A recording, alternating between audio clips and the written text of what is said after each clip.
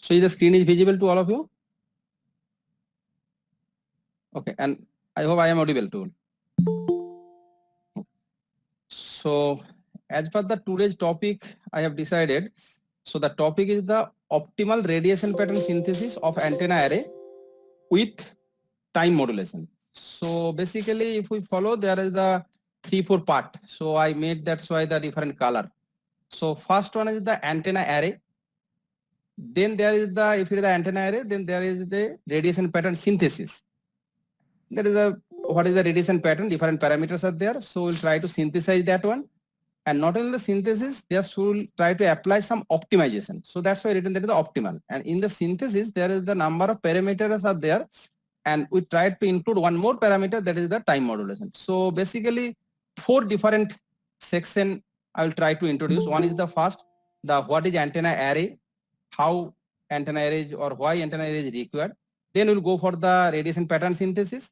And for that synthesis, we'll try to incorporate some optimization techniques, especially the evolutionary optimization technique. And then at the end, we'll introduce the time modulation as the 4th parameter. So this is the 4 part I decided if time permit. Okay. So this is the basically outline as I introduced. There is the introduction of the antenna and antenna array. Then there is the parameters. What are the different parameters which influence the radiation patterns? Then we'll try to optimize the radiation pattern and why optimization required, that we'll discuss in time to time. And then design of the objective patterns and then results and others. So as I hope the most of you are from the antenna field, so these are the basic definition. What is the antenna? So obviously it is the basic definition is the means of the radiating and receiving of the radio waves. And what are the antenna consideration? Obviously we try to consider the space available of the antenna, the operating frequency used, the output power, and moreover from industry point of view, money is the one parameter. As you think, if there is the antenna for your mobile, obviously space is the major constraint of that one. So space and the frequency of operation, output power, money, and these are the different constraints we will consider for the antenna design. Now there is the question of the antenna array. So what is antenna array? Antenna array is the basically, as I have written the definition, that several antenna can be arranged in space interconnecting to produce the directional radiation pattern. So that means the number of elements are arranged in a particular pattern. And depending on the pattern, there is the linear array. That means that if it is in the straight line, circular array. If it is the circular in pattern, then all the elements are in the circle. Then planar array, if it is on the plane, there might be some 3x3, 4x4 or like that, conformal. So different set of that. So now question may arise that suddenly why we are discussing the antenna array? Because till now most probably you have gone through single element antenna, there is the dipole antenna, there is the microstrip antenna, microstrip patch antenna, or there are parameters. So then why the necessity of the antenna array? So if you think about the, yes? Any question? No. So if you go for the suppose a microstrip antenna, so maximum if you go for the particular design and there is the some proper feeding or proper power connection, etc., then a microstrip antenna can be maximum gain, we can feed up to 6 to 7 dB. But if we require the more than that gain, then what we can do? For that case, we can go for the antenna array. For example, if you take a 16 cross 16 antenna array, then we can increase the gain up to 30 dB even. So obviously, other parameters are there for microstrip antenna design. If the design is proper, then we can go up to maximum 30 dB. And question is the why gain to be increased? Because as you know, the radiated there is a power density. If you have a one particular antenna at a particular place, so obviously power density, there is the PD, there is the well-known equation, that is equal to what? the PTGT by 4 pi r square. That is the power density. So radiated power and the power gain and others. So obviously, if the gain of the antenna is high, then we can radiate more power. The transmitted power is multiplied by the gain of the transmitter. So that's why we try to increase the gain of the system. And if we increase the gain of the system, at the same time we have to increase the directivity of the system. That means the first null beam width or the half power beam width should be increased. And roughly the first null beam width and the half power beam width relation is the first null beam width is what? Roughly some book it is in the double of the half power beam width, or it is the more precisely the 2.25 into half power beam width.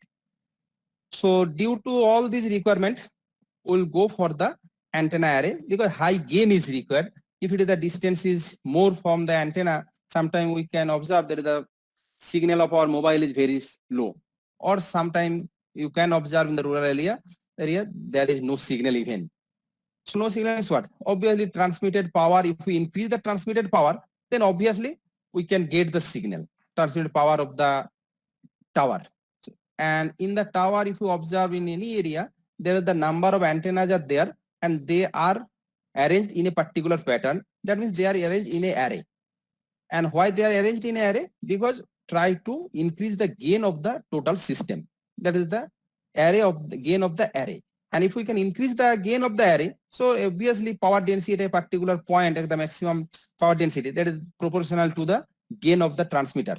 So we can increase the total power density at a particular point. And that is our target, to get the better signal in your mobile or others.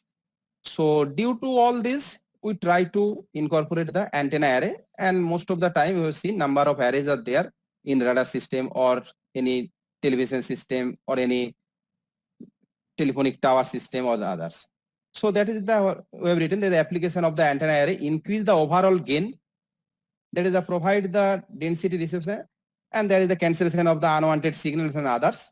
So these are the different antenna array pattern are there. If we take the symmetric array, that means the all the elements are arranged in a particular direction, suppose z axis, then there is the array factor. Similarly, if you take the array and the elements on the both side, obviously for calculation simplicity or for explanation simplicity, you have taken the isotopic only, because I will not go for the details mathematics of this one, because if I go for the details mathematics of the antenna, then session I hope it will be the boring. So I'll try to present pictorially. So first one is the basically asymmetric array, because there is no symmetry. Second one is the symmetric array. If it is symmetric and asymmetric, there is the difference. We have taken the symmetric array, what array factor, and asymmetric as it is symmetric. So there is the 2 into that one. Both sides is there. And similarly, we can take the circular or concentric circular. Concentric circular means there is the all the circles are sharing the same center. So there is the array factor for the concentric circles. Similarly, we can take the array factor for the hexagonal also. This is the hexagonal, the second one. So different are there. And I hope the array factor calculation may be known to you, or if you think, then I have to show the array factor calculation. Just 1 minute, let me show the array factor calculation also.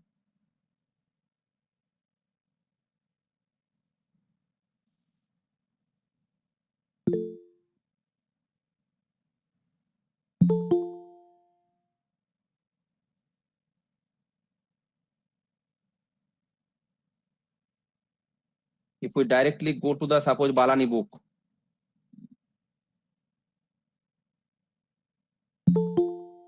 is it visible, the book?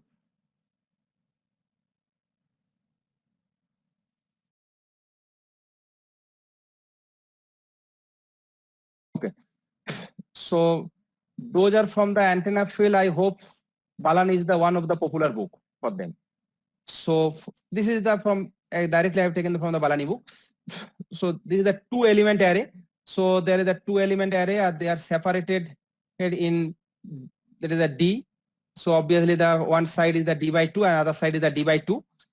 And if we try to find out the total radiation at this point, so obviously we can calculate this one. How? This is the simply, this is the directly page from the Balani. So 2 element array. So if it is a 2 element array, then we can find out the ET equals to obviously E1 plus E2. If you go through the line, you can get this is the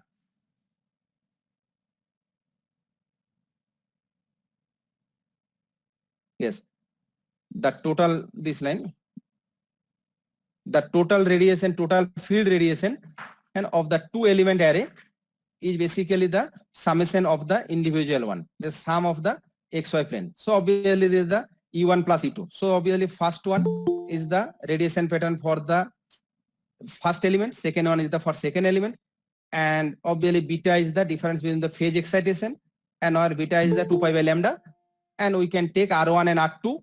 So this is the R1 R2 if you follow. So this is the R1. R1 is what? From the one element to the observation point, and R2 is the from other element to the observation point. And if you take the R1 and R2, there is the path difference. If you calculate the path difference, then you can get that path difference is the D by 2. Yes, this one. Not seen. Okay. So let me check. 1 second. Let me share.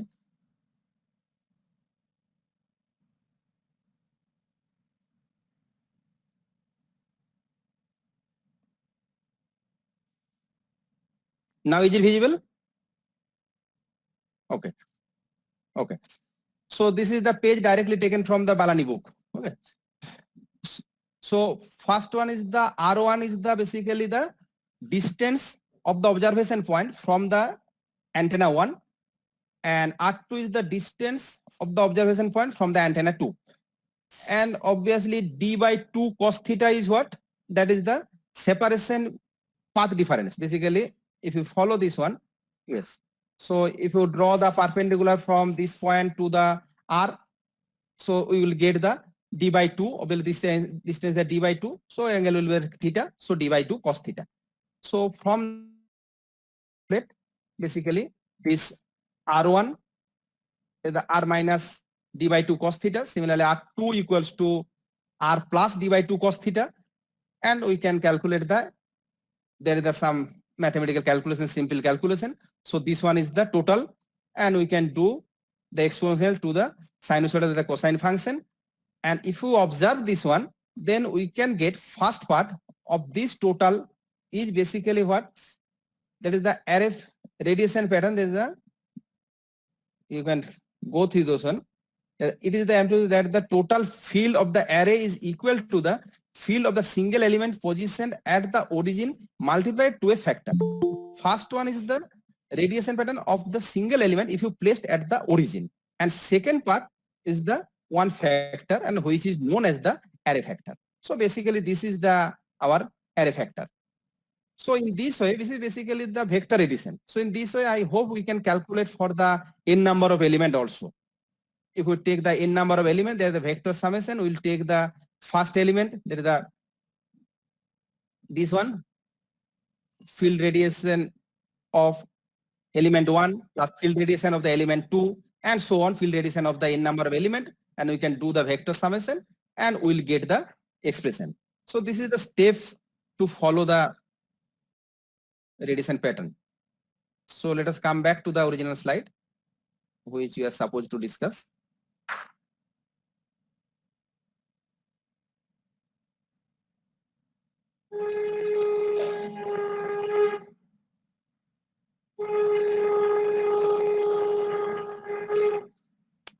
I hope slide is visible. Okay. So in that way, if we calculate the array factor, so obviously we will get the array factor for the first figure. We can take the observation point is the P. So if the observation point is P, so we can calculate the radiation pattern at P with respect to the element at origin, element at the D1, D2, D3, and so on. Similarly, for second one, we can observe if it is the XZ, YZ plane is the observation point, so we can get the array factor. So these are the array factor. I hope easily we can calculate with the vector summation. And all these basic calculations are available in Balani book. So now the parameter. What are the parameters that will influence the radiation pattern? That is parameter constructing the antenna array radiation pattern. So antenna radiation pattern will influenced by the geometrical configuration. As you have seen, if it is the linear array, so radiation pattern, what is the radiation pattern? And if you take the circular array, radiation pattern is different in the array factor. Similarly, if you take the hexagonal, array factor is different. So if different array factor is there, obviously radiation pattern will be different. So depending on the geometrical configuration, we can get different array factors or different radiation pattern. And that will also influenced by the relative inter-element displacement. Because if you follow the array factor, in the array factor equation, let me go back to the previous slide. In array factor equation, there is a distance is one more parameter is there. So as distance parameter is there, so obviously the relative inter-element spacing is one parameter which can influence the radiation pattern. Similarly, the excitation, that is the amplitude and phase. So what input we are giving, so input amplitude and input phase is also one parameter which can influence the radiation pattern. And there is the choice of particular element in the array. Instead of taking the isotopic one, obviously in practical field we have to take some practical antenna, that might be the microstrip antenna, that might be the some dipole antenna or whatever be. And as you know, the pattern multiplication theorem for the pattern multiplication theory is what? That is the total radiation pattern can be found by multiplying the single element radiation pattern with the array factor. So obviously the choice of that element is also one parameter. So now if we go for the typical radiation pattern of a particular antenna. So what are the parameters? So this is the linear scale we have drawn for the linear antenna array. So there is the some parameter, there is a side lobe and there is the main lobe. Main lobe is the major one or the major lobe, and there may be the peak side lobe one and first null beam width, or there is the different null points. Please all of you turn off your microphone because some microphones are on, I hope. Okay. So from the radiation pattern point of view, obviously this main lobe is the our desired one. Main lobe means where the maximum power is concentrated, and that is the direction where we like to put the receiver one. And obviously from that point of view, side lobe is the unwanted portion. And if it is the side lobe, if you consider the some sensible device, suppose your mobile phone. So most of the mobile phones can work up to the minus 100 dBm or minus 70 dBm. So if it is the minus 100 dBm or minus 70 dBm, so minus 10 dBm equals to how much watt? So obviously minus 10 dBm means the 0.1 milliwatt. Or if you take the minus 70 dBm, that is the 10 to the power minus 7 milliwatt. So we can think that the how much power is required for a mobile set operation. So if it is the mobile set can operate up to the minus 70 dBm, so if our side lobe is normally if you take any linear array or others, that side lobe power is minus 13 dB or minus 13.15 dB or like that. So if it is the minus 10 dB is the 0.1 watt, so that power is sufficient to catch by your mobile. But obviously the side lobe, that is the unwanted one, and which is the basically some due to some interference of the other element. Because if you take the suppose 10 element, so there is some desired power which is concentrated at the main lobe, and the undesired power or the interference signals are in the side lobe. So obviously one of our requirement or one of our target is the reduce the side lobe one so that the undesired power can be suppressed. And suppose if you can suppress it up to the minus 20 dB, and if the main lobe power is the 1 kilowatt, so if it is the 1 kilowatt, then minus 10 dB side lobe means what? It will provide the, so 20 dB you can calculate, there is a 10 log base 10, and with respect to the main lobe transmitted power is the 1 kilowatt, so obviously that power will be the minus 20 equals to how much it is coming? Roughly it is coming the 10 watt. And if it is the minus 30, that is the 1 watt.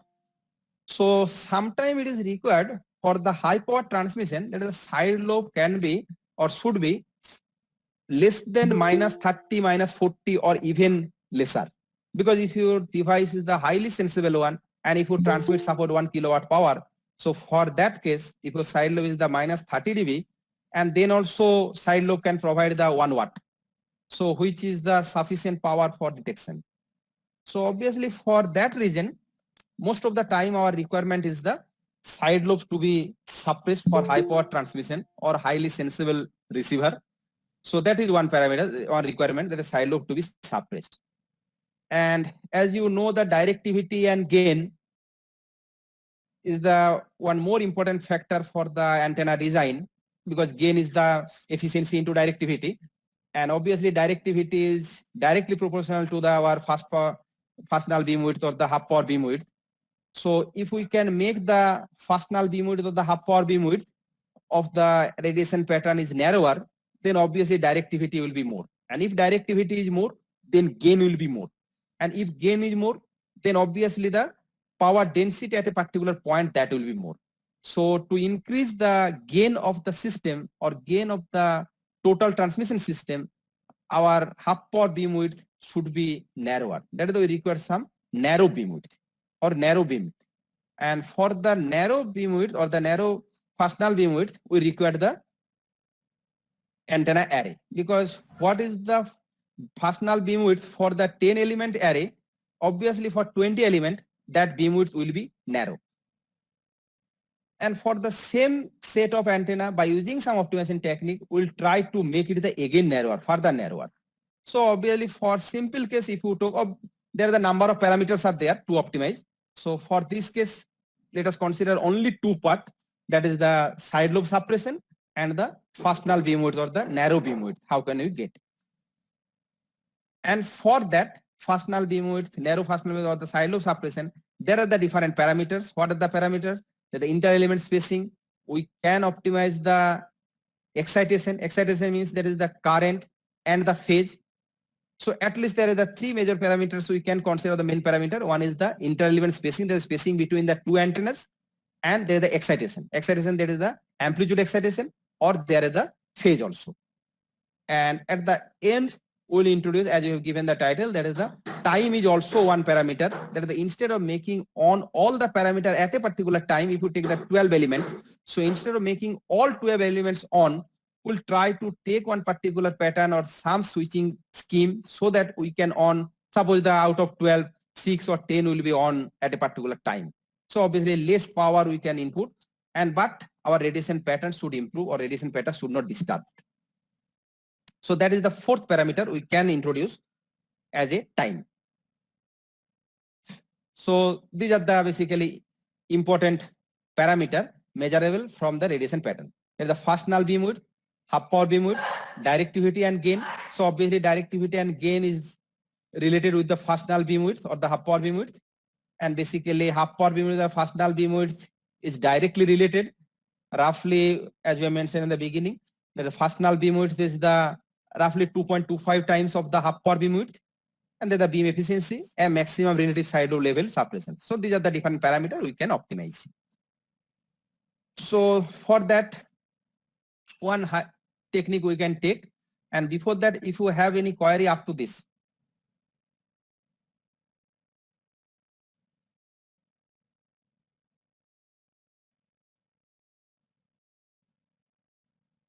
Okay, let me continue. If no query. Yes? Okay, so let me continue. Okay. Okay, so one of the techniques is the hyper beamforming of the linear antenna array. As you have seen, we are using the linear antenna array. So basically for these are the, at the end, if required, then I can share this total PPT to your coordinator. Okay. So for the HAPA, these are the, I have written some portion for understanding purpose. I hope you can go through that one. So basically, if you take the linear antenna array, there are the n number of elements are there, and which are arranged in symmetric in the left side of the beam. There is the 1 to n by 2, and similar to the right side with respect to y-axis, that is the 1 to n by 2 plus 1 to n. So there is a symmetric linear antenna array we have taken. On the left side, you have taken the half of the element, and on the right side, you have taken the half of the element, and we have made the inter-element spacing is the d. So d is the inter-element spacing.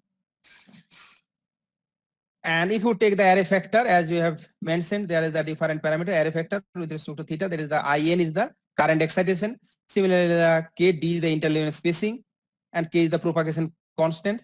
and n is the number of element, and so on. So radiation pattern we can observe for a particular antenna element. This is the radiation pattern.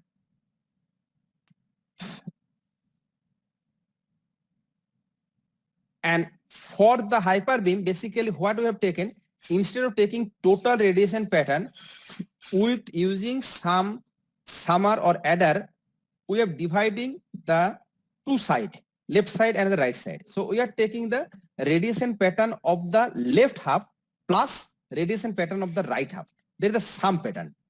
Instead of taking the total as a whole, we are taking the different one. So if you take the sum pattern, so obviously the sum pattern will be like this. And similarly, we can take, instead of adder, we can use the subtractor. That is the some difference pattern is there. So obviously, if you take the difference pattern, that is the left hand side radiation pattern minus the right hand side radiation, so we'll get the difference pattern is this one. And then if we add these two, so obviously this is the first equation is the right side.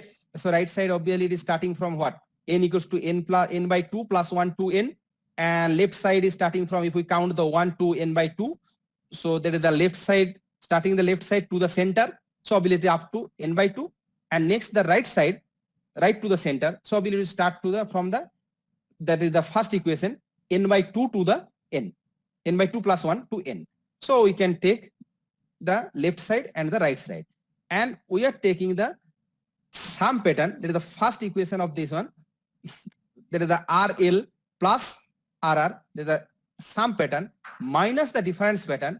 If we add this one with the system, then we can get this sort of radiation pattern. And which radiation pattern, if you follow, it is roughly 30 to 35 dB, the SLL side lobe level is reduced. And if we follow the first null one, so obviously first null beam width is also the narrower. So only the simple arrangement of this one is what? We have taken the, instead of taking the total array, we are dividing that into two parts. One is the left half, another is the right half. Then we'll generate the sum pattern and the difference pattern. And then there is the basically the sum pattern minus difference pattern. So if you take the sum pattern minus difference pattern, then the resultant pattern will be like this. So which is the hyperbeam pattern of the linear antenna array. So it can give the less than 30 dB side lobe level. So up to this, there is no optimization is there.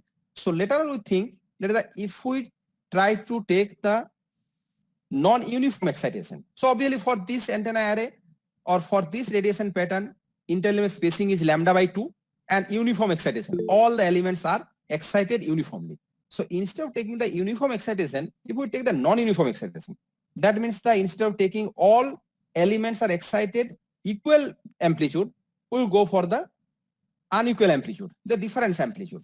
And obviously for that, we required some optimization equation. As you have studied for the differential equation in the your class 2 level, for normal optimization, there is what are the step? We will go for the first order differential equation, then we will go for the second order differential equation, and we'll make the first order differential equation 0. Then we'll go for the second order differential equation. We'll check whether that second order differential equation is the less than 0 or greater than 0. Then we'll get the maxima, minima. So such and such steps are there, which are well known to all of you.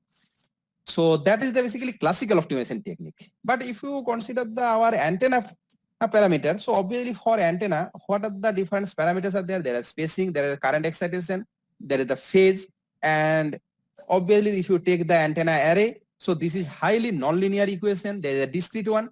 So if it is the nonlinear and discrete equation and number of parameters, if you take suppose the 50 element array or 20 element array. So if it is the 20 element array, and if we try to feed with the different amplitude for each and every element, so obviously there will be 20 solutions.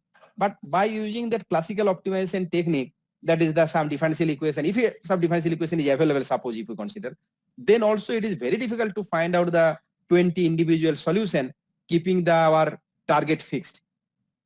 So for that, we will introduce some evolutionary optimization technique, and which is basically probabilistic based or the random in nature.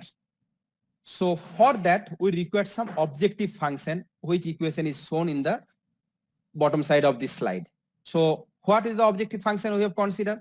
The first term. First term is we have taken the theta MSL1 array factor of the theta MSL1. So MSL1 is the basically the side lobe level on the left half side. and theta hyperbeam of the theta 0. So theta 0 is basically, it is theta 0 is the basically the output. So theta 0 is what? Theta 0 is the array factor at theta equal to 0 degree. So first one is the basically the side load level at the left half, and the second one is the numerator term is the side load level at the right half, and divided by there is a array factor of the at the center. Okay, so obviously if we follow this one, then if we try to minimize this OF is the basically objective function which to be optimized. So if we can minimize the objective function, so what are the condition for minimization? And for the antenna design, obviously we will not disturb the main beam. So main beam means what? That is the for this radiation pattern at the 0 degree if we take. So obviously magnitude or the total radiation characteristics of the main beam should be intact. So obviously if the array factor of the main beam should be intact, then denominator of the first term and the second term should be constant. So if the denominator of the first term and the second term is constant, then obviously the OF will be minimum if we make the numerator is minimum. Because if it is the divided by 6 is there, suppose if the numerator is the minimum, then obviously the array factor, total array factor will be the minimum. So obviously this function to be is a minimization function because our target is the side load to be minimized.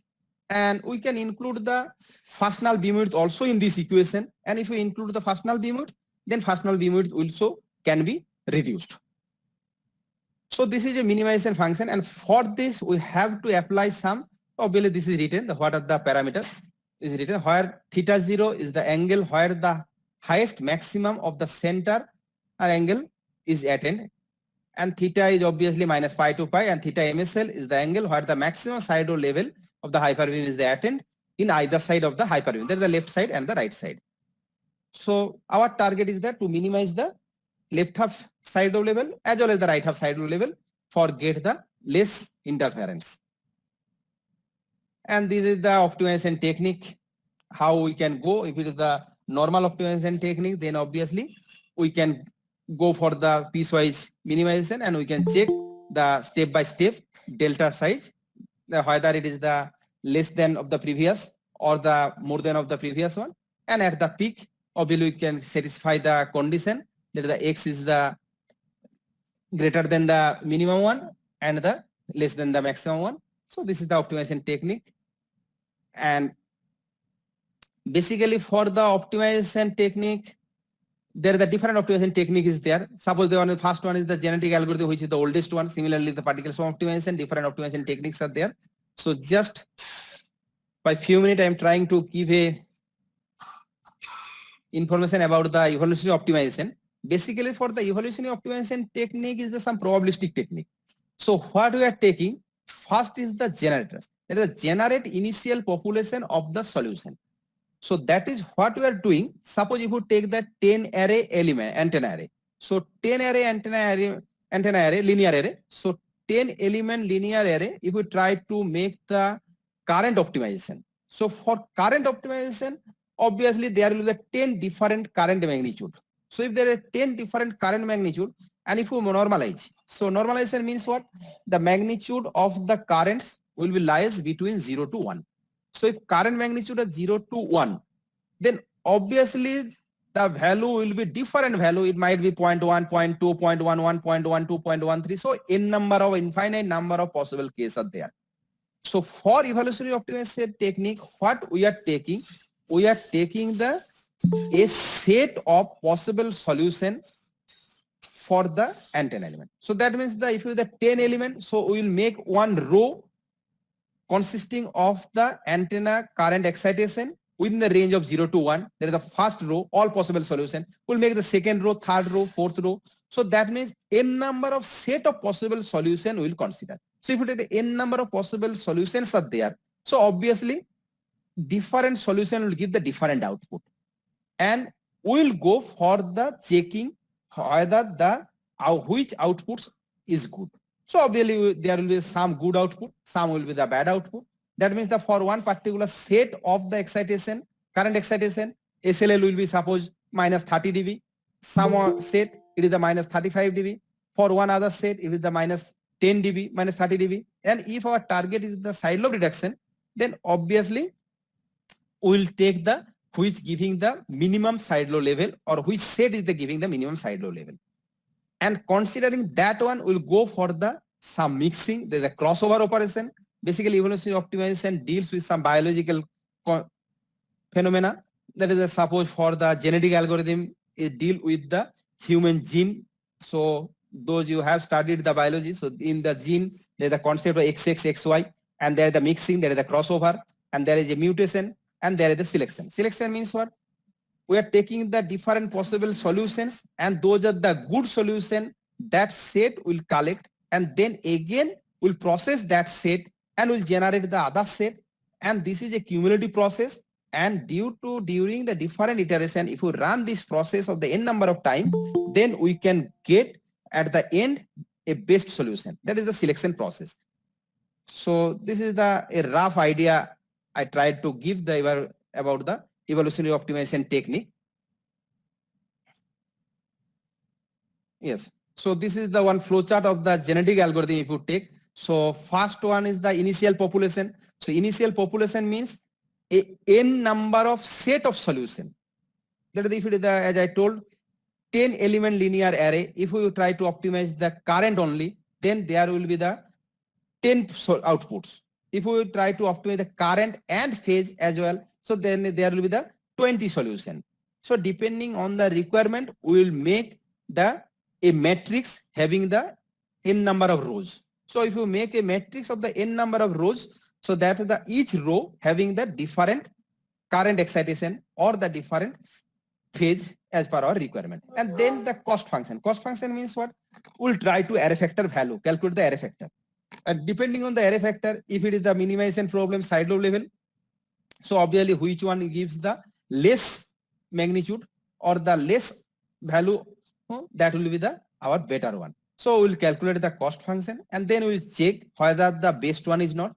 If it is the best one, so then work is done. If not, then we'll go for the keeping some better solution and discard those are the worst. Suppose if you take a particular set, first set it is giving the minus 10, second set minus 20, minus 30, minus 40, and so on. So obviously we will keep the, if you suppose 50% we will keep, then minus 30, minus 40, minus 50, which is the best solution, that will keep. And that will act as a parent solution, as you know in the genetic algorithm in the genes. So we'll go for the mixing of that one, and from that set we'll generate some offspring. Offspring means what? There are some children. And then we'll go for the mutation. As you know, the mutation means what? There is a sudden change on the gene. So we'll try to make some sudden change on the gene, and we'll get the new population. And from that new population, we'll again try to calculate the cost function. And from that cost function, we'll calculate the better or worst. And which you give the best one, we'll go for the solution. So that means if you follow this flowchart, so this is a circular process, and we'll repeat this evaluation process. And after n repetition, at the certain stage, all the worst will be eliminated, and those are the good. That is the normal theory, the survival of the fittest, Darwin's theory. So those are the fittest, they will survive, and that is our optimal solution. And by that way, we can try to find out the better solution of the radiation pattern. Better solution means our desired. If it is the side lobe reduction, which one gives the less side lobe. So similarly for there is the one more technique is there, popularly known, that is the particle swarm optimization. So for particle swarm optimization, basically there are the two parameters, one the velocity, other is the position. So that is similar to our normal life also. So I'm not going for these details. So let me go for the hyperbeam results. So if you take the hyperbeam results, these are the parameters. So instead of taking the uniform radiation pattern, we are taking the non-uniform radiation pattern. If it is follow the second column, there's the optimized current excitation weight. So current excitation, these are normalized obviously. So if you follow the current excitation, so there is the normalized current excitation. First one is the 0.18, 0.93 and different. So all these elements, and this is the how many elements are there? 10 elements. Yes, 10 elements are there. So n indicates the number of elements. If you do the 10 elements, so obviously 10 different current excitations are there. So for these 10 different current excitation, we are taking the optimized spacing but uniform. That is the all elements are separated with 0.91 lambda. And for this different optimization technique, if you use, so we will get the side low level. If you go for the graph, yes. So this is the 2D radiation pattern. So initially the first curve, that is the pink one, that is the linear array. If you take the 10 element linear array, there is the normal excitation and normal interelement spacing. There is the uniform excitation and uniform interelement spacing of the lambda by 2. So then the radiation pattern is the pink one. And next is the hyperbeam. This is the black one. So if you take the black one, so then this is the hyperbeam pattern. And next, this is the SOA and FFA. These are the two different radiation pattern optimization techniques. So by using this optimization technique, we can get the radiation pattern of this blue curve or the red curve. So if you follow this blue curve or red curve, you can observe that is the side low level is very less, and that is equals to, if you check, that is minus 100, minus 150 or like that. Yes. So if it is the less than minus 150 dB, so obviously you can think that is the what is the side low level value, because if it is the minus 100 dB, minus 100 dB means what? That is the 10 to the power minus 10 milliwatt power. So if it is the even lesser, so you can calculate this is the how much. So that means we can think there is a no side low level even. The side low level is almost suppressed by using this one. And if you follow this red or blue curve, then you can observe the first null beam width or the half power beam width, both are reduced with respect to even the hyper beam one, and obviously with respect to the original radiation pattern if you take the uniform one. So if we can reduce this one, then obviously we can think that the directivity and gain can be increased also. So this is the one most application of the evolutionary optimization technique. But without evolutionary optimization technique, the radiation pattern was the black one. So for black one, the first null beam width also was high, as well as the side low level also high with respect to this optimized one. So this is for the 14 element.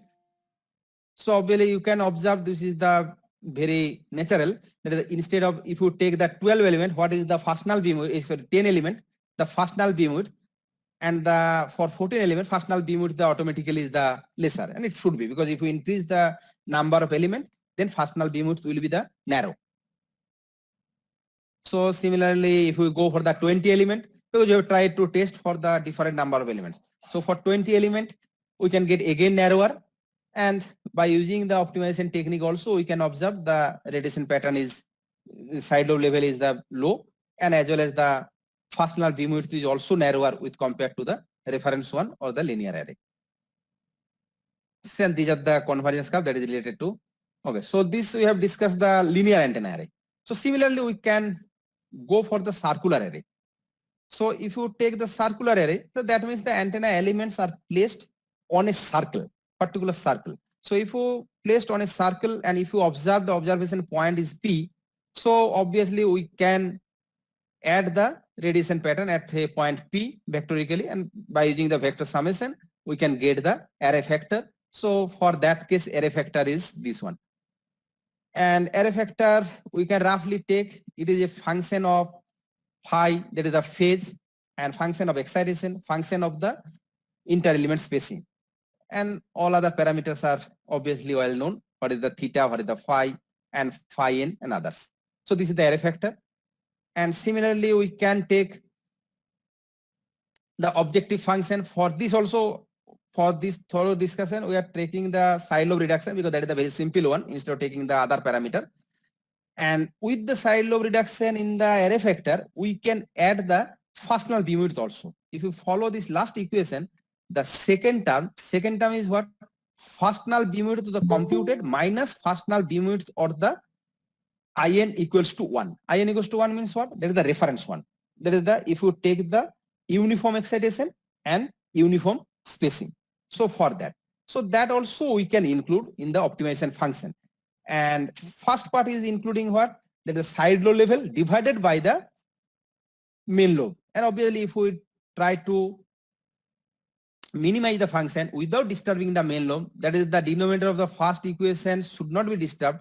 So that means the f1 will be minimum if the numerator is, yes, if the numerator of the first term,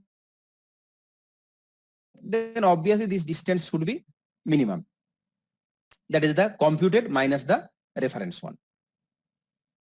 So we can compute this one by taking the, obviously we have taken the current excitation and as well as the, if you follow the last column, so there is the current excitation as well as the spacing. So we are taking the first as the normalized current excitation for 8 element or 10 element for 12 element, different elements, and there is the, we are trying to optimize the currents and the spacing, and similarly for the 10 element, 12 element. And if you follow the radiation pattern, so this is the radiation pattern. So if you follow, there is the normalized radiation pattern. Uniform is the, this middle one, this is the uniform one. So first one which is the very high, and by using the our optimization technique we can reduce this one. So these are the other parameters. So let us give a introduction of the time modulation. So for all these cases, basically what we are trying to take, if you follow the earlier discussion, when we have taken the 10 element or 12 element or 14 elements, we have the 10 number of current excitation or the current amplitude. We have the 10 number of phase, though for calculation simplicity we have taken the all of the uniform phase, so no phase difference. So current excitation we have taken, so 10 number of currents are there. So that means we have to use or we have to excite all the elements simultaneously. So if we don't take that one, that is how if we not excite the all the elements simultaneously, for that case we can use the time as a parameter. So we can control the on off of the elements by a high speed RF switch. So how we can do that one? So that means with the array factor, we are introducing one more term, that is the un of t. If you follow this array factor equation, there is a 2 into summation of n equals to 1 to m into un of t. And other part is the in cos of, this is the array factor part. So with the array factor, up to this there was the only the current, spacing, phase and other parameters. No time was there. So with the array factor we are introducing one new term unt. So unt is what? That is the corresponding periodic switch time. At the last line we have written unt is the corresponding periodic switch on time. That is, if unt is 1, then obviously this array factor will exist. If unt is 0, array factor will vanish. So if the array factor vanishes, that means the that particular antenna is switch off. So instead of making all the antenna elements switch on for all time, we can make the switch on off. So equation for unt. So what is the unt governing equation? If you take, this is one simple equation you have taken. So unt equals to 1 if tau n less than equals to n into t by m. So what are these tau n? Let me read out these lines. We have implemented time modulation antenna array with one RF switch. Sequence function is to how each element switch on. There is a tau n. So tau n is within the in between the 0 to t. What is the t? T is the, yes, what tau n is the time for which duration a particular element will be on. And t is the pulse repetition time. That is the total time period of this one. So there is a pulse repetition. So for this equation, if you take the simple equation, so this is the graph. So what is the graph for this one? This is the one bar chart for time sequence of m equals to 10 time modulated linear antenna array. So if you take the 10 number of element, so tau n less than equals to n t by m. So we have taken m equals to 10, and for calculation simplicity, we have taken time is also suppose 10 nanosecond. So this is the basically t by m equals to 1. So tn is what? For the first time slot, and n is, if you take the one first element, so So obviously 1 less than equals to 1. If you take the for the first time period, this is the first column. If you take the n equals to 2, obviously 2 is greater than 1, 3 is greater than 1. So that means the for tau n equals to 1, all the elements are 1. If you take the tau n equals to 2, so if tau n equals to 2, obviously the n equals to 1, so obviously 1 is not greater than 2. When we take n equals to 2, so that is the 2 is greater than or equal to 2, so obviously the 2. So that means for the second time duration, 9 number of elements will be on. Third time duration, similarly, there is 7 number of time elements will be on, and so on. That means the for the second, third, fourth different time slot, all the elements are not switching on. So after the 10, if as we have taken the repeated, as we have written earlier, what is the T? T is the pulse repetition time. So pulse repetition time means what? This is the total pulse will be repeated. That is after 10, again this same pattern will be repeated. So that is the pulse repetition time. So if you observe this one, this is the basically time sequence versus the number of elements switch on. That is all the time, all the elements are not switch on. So this is the one simple switching scheme we have taken where there is the number of element on is proportional to our time. If it is the time equals to 1, this is the 10, 2, there is the 1 less, 3, 2 less, and so on. So we can make some complex switching scheme, that is the our UN, sorry, yes, this UNP, instead of taking this simple equation, we can take some complex equation also. But one thing is there, if you observe this one, for time sequence, there is a time period. So if there is a time period, so obviously there will be some frequency. And if there is a frequency, that means if we go for the Fourier transform, the first equation, there will be two frequency. One frequency due to this time sequence, other frequency of the operating frequency. So that is the F0, and there will be the one more frequency that is due to this time period. And if you take the Fourier transform, there will be a harmonics of that one. So you have to take care about that one. So that is the side lobe as well as the side band. One more term is there, so that to be reduced. So this is the simple switching scheme.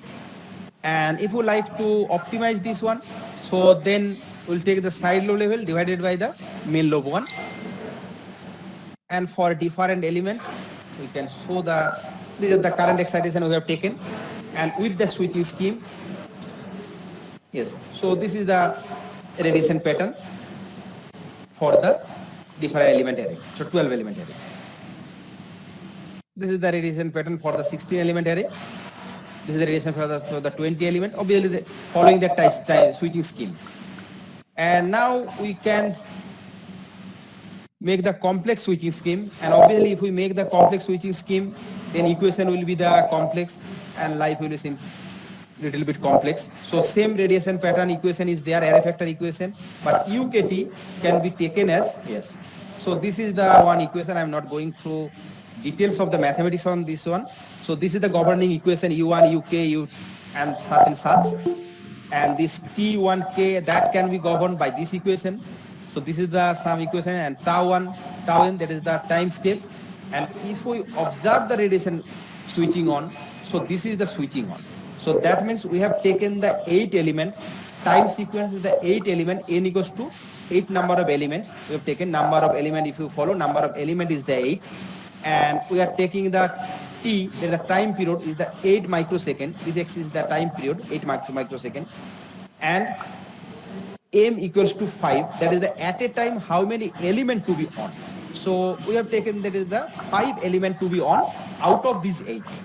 As for the earlier, we have taken the first time, there is the 10, 8, 7 and so on, gradually linearly decreasing. But for this case, it is not such linear case.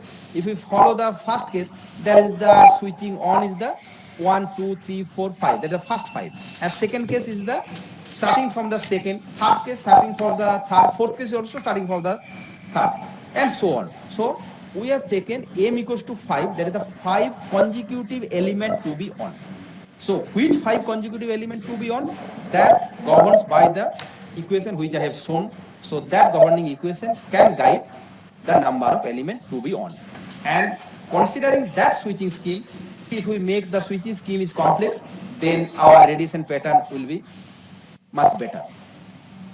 And this is the array factor equation. And if we follow the radiation pattern, these are the some parameters. Yes. So these are the radiation pattern for this one.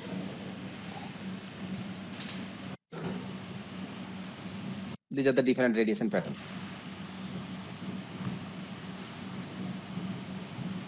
So I hope we are near to 11:30. So should I start the question answer? Yes, sir. Yes. So anyone can ask the question in chat box. Sir, one question is there for earlier. Yes, yes. What is U in the expression of hyper array factor? Okay. Yes. Let me go to that slide. You get, sir, question? Yes, yes, yes. I got the question. Let me go to the slide. Okay, okay. That should ask because I have skipped that part. So I hope that means the listen. Yes. So I hope you are asking this one.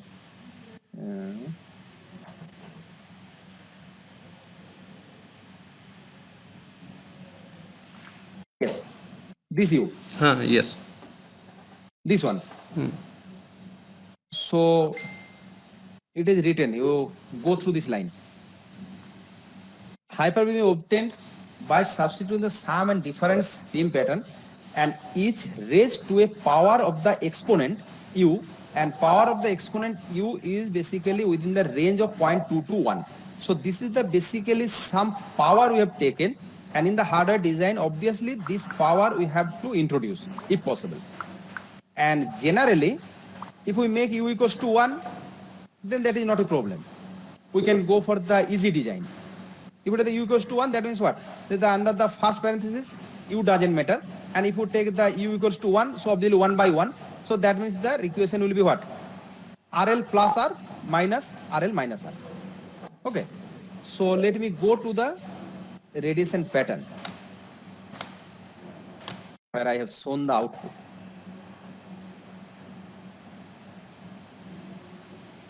Yes.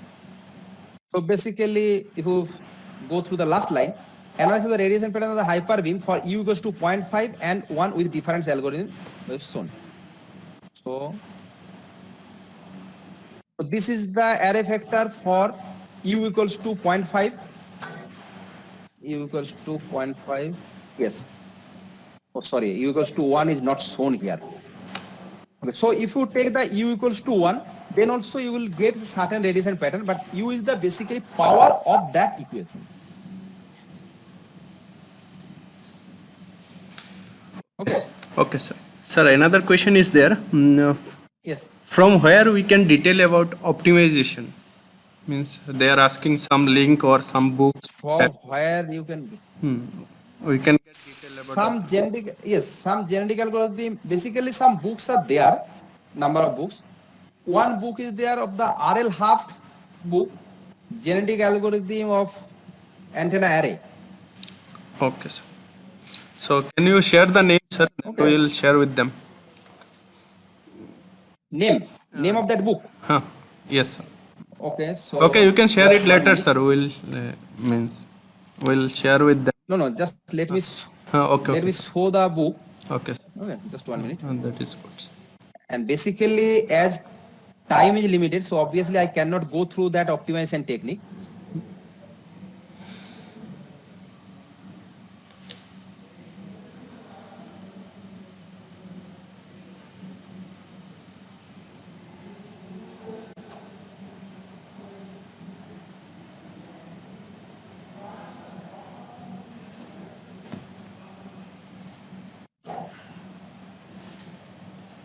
Yes, any other question? How can I observe the scan angle from the radiation plot? Yes. How can I observe the scan angle from the radiation plot? From the radiation plot. For this case, basically we have shown the 2D plot basically. Okay, so for that you have to go for the 3D plot and others. Okay, sir. And normally for this case, actually I have tried to take the at theta equals to 0. Okay, sir. Sir, basically, which software you Yeah. can use this for this means this type of array antenna optimization and others? MATLAB. And can you merge, sir, ANSYS, HFSS, CST with MATLAB? Yes, this is the book. I hope it is visible. Yeah, it's visible, sir. Yes, there is some particular book is also there of the genetic algorithm of soft computing, but this is basically for we people also. That is those are working in the antenna. This is the Okay. genetic algorithm in electromagnetics Yes. by R.L. Huff, and basically we have written the programming on MATLAB. Okay. And if you go through this book, then at the end of this book, MATLAB coding is also there for genetic algorithm. Okay, sir.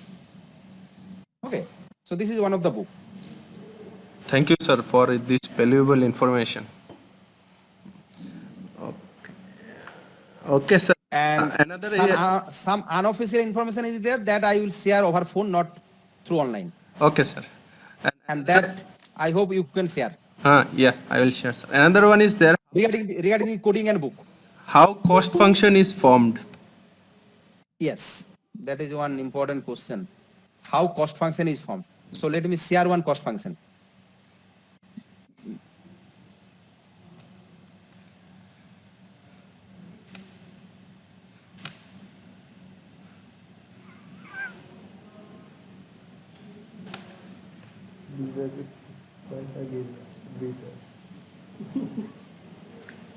इसको disconnect कर दिया.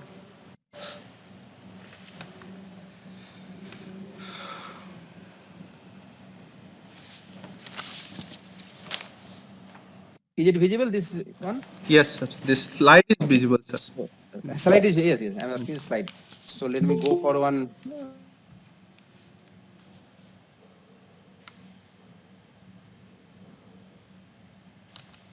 Yes. So if you think this is one cost function, F1. This is one cost function, I hope. Yes, sir. Is it visible? So for the cost function, basically if you take any radiation pattern, you follow this cost function. The first part. So first part is what? First part is basically the one equation theta MSL1, theta MSL1 IN. That is at a particular angle, if you go for the radiation pattern, so for this radiation pattern, if you take the left side and the right side with respect to the main beam, so left side is having some side lobe level. Similarly, right hand side is also having some side lobe level. So we have taken theta MSL1 is what? At the angle, at a particular position, theta equals to what? At the particular position, what is the maximum side lobe level? So for this graph, if it is suppose 0 to 80 is the side lobe part, and 80 to 100 is the main beam part, and 100 to 180 is the right hand side lobe part. So on the left hand side lobe part, during the computation, if it is the normal, then obviously the first null beam, there is not first null, there is the first side lobe gives the maximum one. So that maximum, if you take a side, so if you take the left hand side maximum is the x, and the main lobe maxima is the y. So now if you write down the x by y, so that is the magnitude of the first side lobe is x, magnitude of the main lobe is y. Now our target is obviously not to disturb y, because y is what? That is the magnitude of the main side lobe, and main side lobe consists of the useful power, and whereas the x, that is the side lobe power, is the unused power. So now if you make x by y is the minimize, if you take x by y equals to f, so if you can minimize the f without disturbing the denominator, that means what is the condition? Obviously x to be minimized. So considering this, keeping in mind, we have written, and similarly this expression. Yes. So considering in mind of that one, this is the first part. There is the AF theta MSL1. There is the maximum side lobe on the left hand side. plus maximum side lobe on the right hand side divided by the AF at theta 0. That is the array factor value at theta equals to 0, which is the main lobe power. So obviously main lobe power should not be disturbed, and without disturbing this one, we can write down. Now the question is, as you have asked, is how we can choose this equation. That is your efficiency. There is till now there is no mathematical guideline. So for this case, we have taken the first part is what? Maximum side lobe value. So instead of maximum side lobe value, if we follow the radiation pattern, there are number of side lobes are there. So obviously there, if you follow, there is the, for the red curve, there is the 1, 2, 3, 4, 5, 6, 7, 8, 9, 10. So 10 peaks are there and all are not equal. So as for that data, we have taken the maximum one. Instead of maximum, we can take the summation of all these peaks, left hand side. We can take the summation of the left hand plus right hand at a time. You can take the mean square error, that is your choice. So our target is what? To minimize the side lobe, keeping the main lobe is constant. So keeping in that mind, we have to choose the equation, but there is no mathematical guideline till now. Is it clear? Yes, sir. So,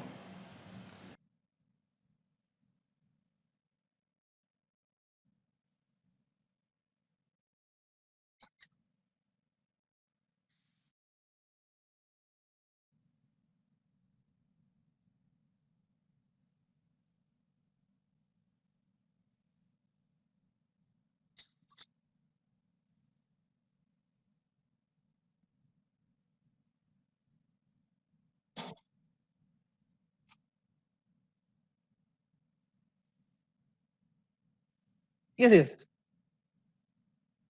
Yes, I can share. I can share this total PPT if it is useful for at least one participant.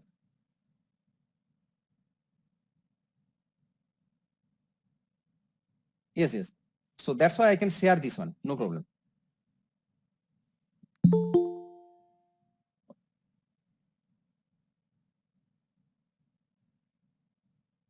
Okay, welcome. So I hope I can disconnect now. Oh,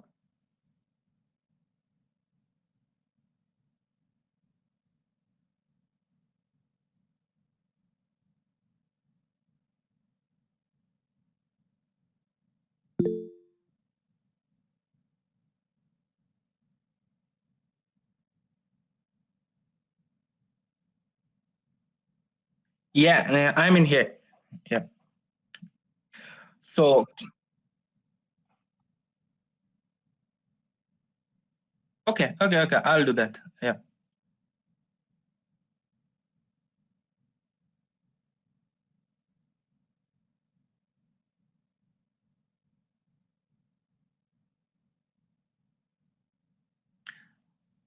Did you get my?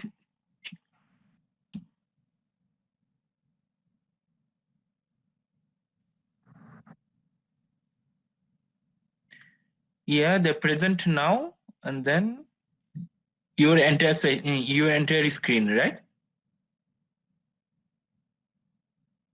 Yeah, I did it, and but there should be the share option is like kind of invisible.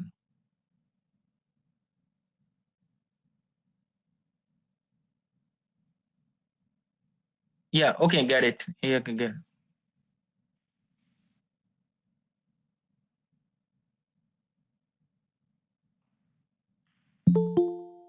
So now is it?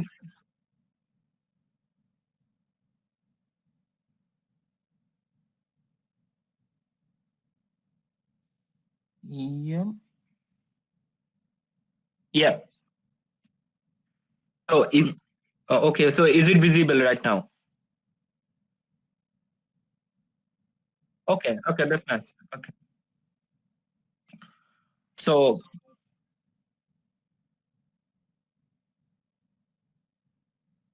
okay.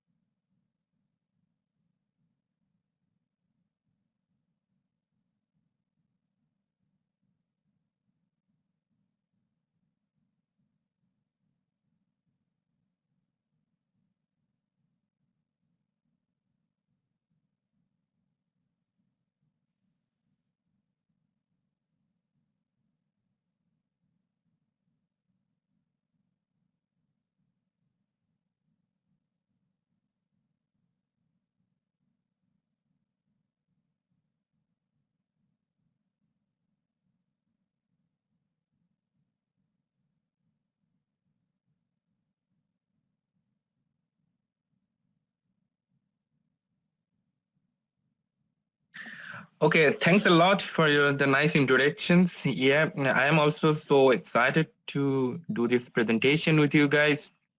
Actually, it is always very nice to share the knowledge. Like the guy, there is so many professors and so many PhD guys.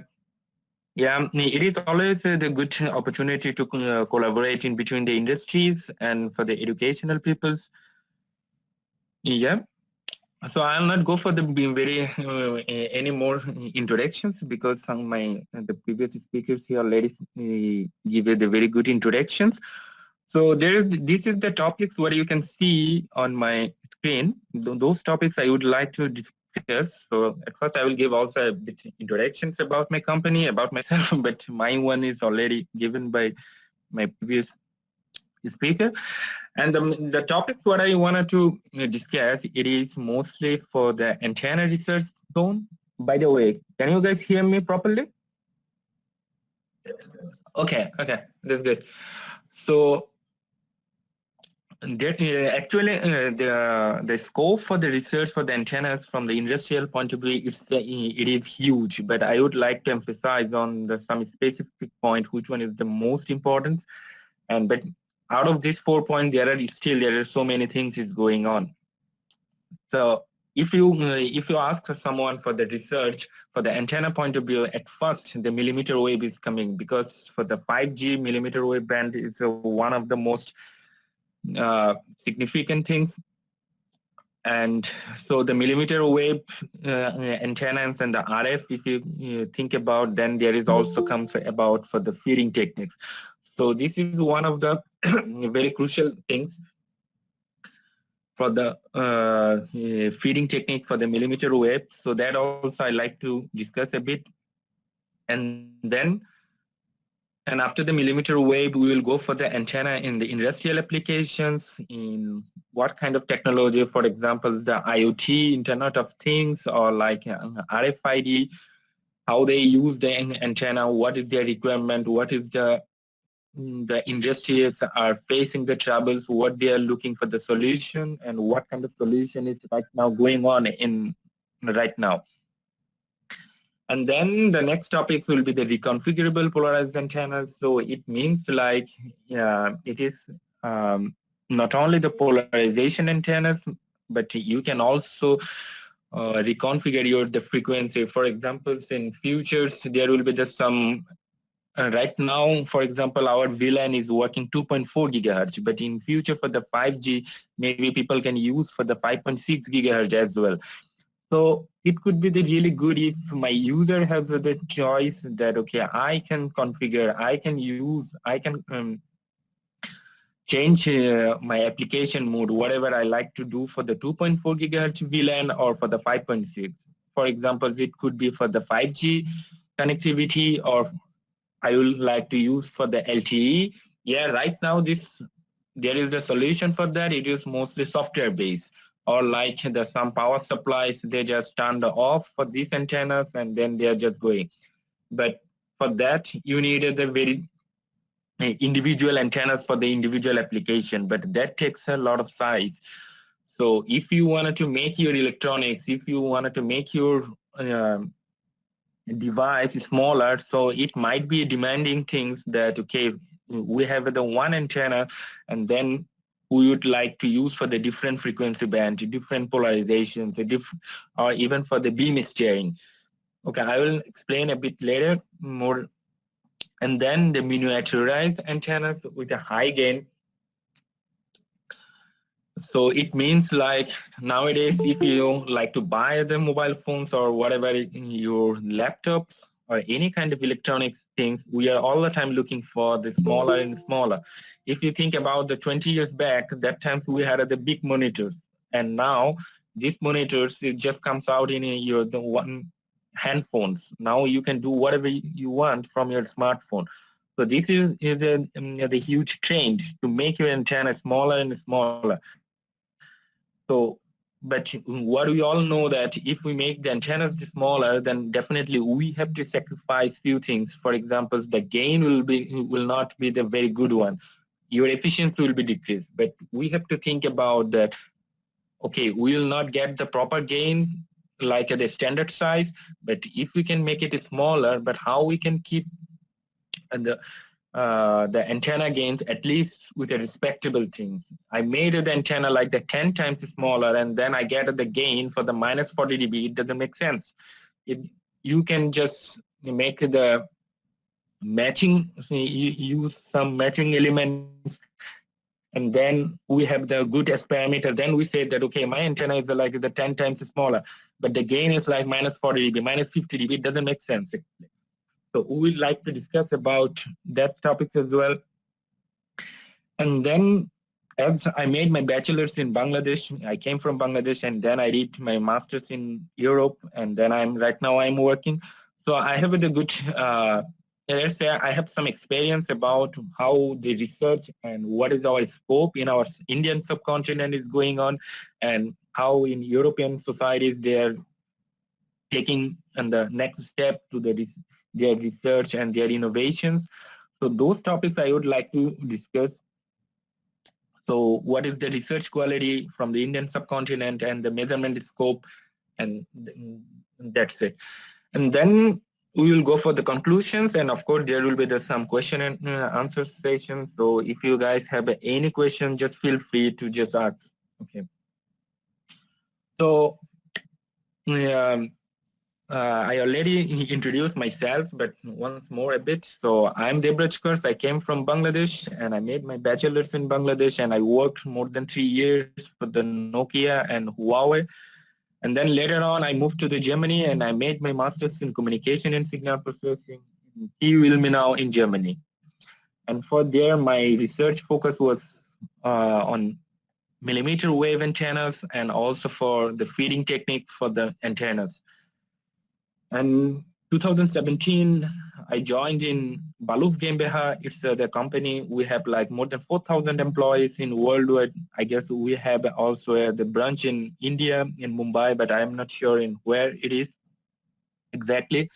And we have more than 1,400 employees in Germany. And we are one of the leading sensor and automation specialists. And I would like to mention one thing, that this presentation is not connected by any way to the Baluf Gembeha. It is just like my personal presentation. If there is any comment or something which one is something against you, but then I will be the responsible for that. My company, Baluf Gembeha, is not concerned or not related to these topics anyway. Okay. So let's go for the topic. So now I would like to, as I said, the millimeter wave antennas and millimeter wave balloon. It is one of the most fancy steps for the research antenna research field. So let's have a look. So if you can see that the millimeter wave antenna, so normally it works from 30 to 300 gigahertz. So one of the biggest applications for the millimeter wave, it is FCC antenna. So they have some frequency band, normally for the 28 gigahertz, which one is working from 27.5 and 28.35 gigahertz and 38 gigahertz as well. And the biggest advantage for the millimeter wave, they have some unlicensed band. So it means we user have a lot of freedom to do that, to use that frequency band. Normally, if you wanted to use 28 gigahertz, 38 gigahertz, or let's say for the GSM technologies or RFID frequency band, those things you are not allowed to use without buying. So you need the special permission from the individual's authority. It's also based on where do you want to use. If you want to use in India, those frequencies, you have to take the permission from the authority. But for the 57 to 71 gigahertz, it is the unlicensed band. So you can use for the own applications, or it depends what you like to use. Suppose, for example, 60 gigahertz, it has the huge application for the future generations, the VLAN. And also there's some remote control stuff for the automotive industries, so on. So that's why millimeter wave antenna is a really demanding antennas nowadays. So there have some advantage as well. Not only it is the unlicensed band, they have something, but it is also the broadband. So as the higher frequency have some possibility to have the broadband. So the millimeter wave antennas, mostly it is the broadband. And as our wavelength is very small, so antenna size is also very small. So it also gives the opportunity to the developer to use the massive MIMO in a very smaller place. And most of the millimeter wave antennas is the dual polarized or the circular polarized. I have rarely seen that millimeter wave antennas is just like the linearly polarized. I guess maybe because the path loss is so higher, especially if you wanted to use for any mobile communication and something, when the wave is the traveling after certain distance, it might be changed the polarization. So if the polarization in feeding wave and for the receiving device have the different polarization, there should be the more loss, or might sometimes it will, because of the polarization mismatch, there should be the no communication in between. So that's why people like to use for the dual polarized and or the circular polarized at least. And the biggest problem for the millimeter wave, as I said, it is very small antenna, so you need the very high precision for the manufacturing point of view. As a researchers, we all the time looking for the prototype solution, but for the industry point of view, they are not interested for the prototype. Yeah, of course, prototype is very important for the first stage, but uh, if they see that to develop the one antenna, it takes like 10 hours, but they cannot go for the massive manufacturing, because in here the hourly payment for the technicians or the laborers is very high. So we have to think about how we can make it very smaller and very easier and easier. And for the prototype, we can think so many complicated things, but when you think that, okay, your product, if it works as the prototype, then it will go for the mass production. Then we have to always think about that, how we can make it easily, how we, even not only to develop your antenna, after developing your antenna, you have to think also that how can you prove that this antenna is properly developed. So you have to also check the resonance frequency whatsoever with your frequency with vector network analyzer. Think about that. You have the target to make the antenna for the 10,000. Suppose the company like the Captrai or like Huawei, they need to develop so many antennas. So if they say that there is no easy solution to test the antennas you cannot just connect and open, connect and open. So it doesn't work actually for the massive application, when you think about the massive number of antennas. So you all the times need some easy technique where you can some test adapters or some kind of some kind of easy test procedure to verify your antennas.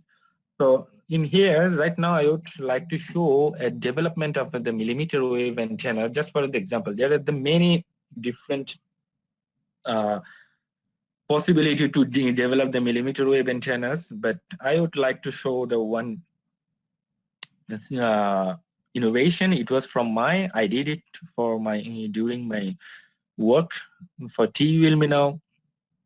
So let's have a look. So as I say that the millimeter wave antennas, mostly the broadband. So if we wanted to solve this problem by the patch antennas, so how we can do that? And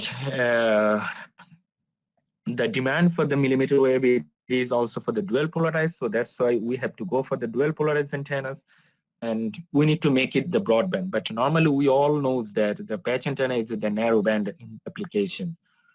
But patch antenna has the different kind of the feeding techniques. For example, you can go for the coaxial feeding, you can go for the microstrip feeding, you can go for the aperture couple. Aperture couple feeding is the most complicated one, but it can give you like more, if I am not wrong, then I guess it can give you more than 5 to 10% more bandwidth than um, coaxial, coaxial feeding or the microstrip feeding. So what is the aperture couple feeding? It's just like some slots. It's like and you can use it for the slotted microstrip or strip lines.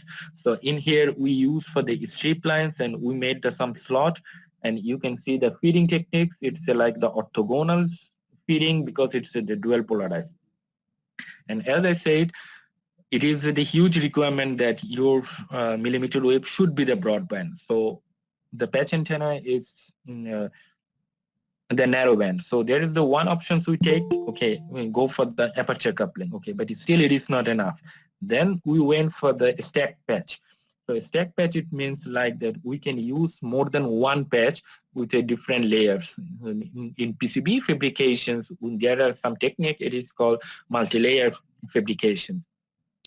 So if we use the multiple patch antennas, so then it can give us the two resonance. But if those two resonance frequencies are very near to each other, so they might merge each other, and then you will get the broadband. And to make the antennas the broadband, so what we did, we also use for the very cheap, very expensive materials. It is from the Rogers 4003. It has the permittivity almost 2.4 something. And for the upper layers, you can see that in here we used the ear substrate, but you can use also the Roha cell foam. It's a kind of a materials which has the TBT1. It means the permittivity is very, very low. So why we are using for the low permittivity materials? Because it can increase the fringing fields. If your permittivity is so much, then the fringing field will not be enough. So if we can use for the lower permittivity materials, so then it is also another option to make your antenna the broadband.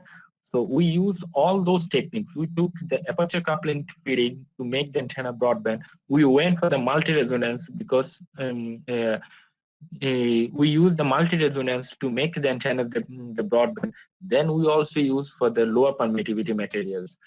So all those things in together, the antenna makes it like 27 to 30 gigahertz bandwidth. So it is not so easy to achieve.